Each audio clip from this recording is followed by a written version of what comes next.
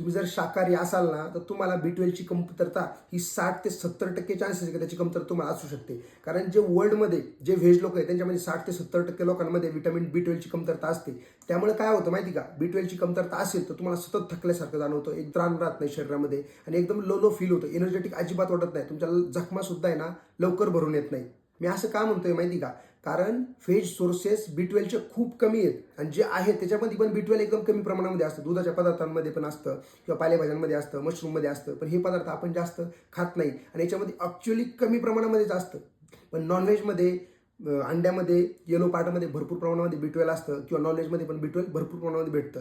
हे एकमेव असं विटॅमिन आहे जे फक्त नॉनव्हेज सोर्समध्येच आढळतं. त्याच्यामुळे भरपूर व्हेज लोकांमध्ये ही कमतरता आढळते. जर तुम्हाला B12ची कमतरता भरून काढायची असेल तर तुम्ही अंडी खायला चालू करा किंवा नॉनव्हेज खायला पण चालू करू शकता. आता जे लोक व्हेज आहे ते खाऊच शकत नाही नॉनव्हेज, त्यांनी काय करायचं आहे, B12ची टॅबलेट भेटते, जी तोंड येतं ज्यावेळेस आपल्याला त्यावेळेस आपण B12ची टॅबलेट खात असतो B कॉम्प्लेक्सची, तर ती टॅबलेट तुम्हाला खायची. ज्यावेळेस तोंड येतं तेच कारण असतं का B12ची कमतरता होते, त्यामुळे आपल्याला तसं होतं, जखमा लवकर भरून येत नाही. तेच कम्पेअर टू नॉनव्हेज लोकांचं लवकर रिकव्हरी होते. आता काही लोक असे जे नॉनव्हेज आहेत तरी पण त्यांचं तोंड येतं, तर प्रत्येकाची B12ची कमतरता ही फुलफिल होईलच असं नाही आहे. पण नॉनव्हेज सोर्समध्ये जास्तीत जास्त B12 असतं. तुम्ही नक्की ॲड करा तुमच्या आहारामध्ये, तुम्हाला एकदम हाय एनर्जी वाटणार आहे, थकवा थोका अजिबात जाणवणार नाही आणि प्रोटीनचे सोर्स सुद्धा जास्तीत जास्त तुमच्या आहारामध्ये ॲड करा.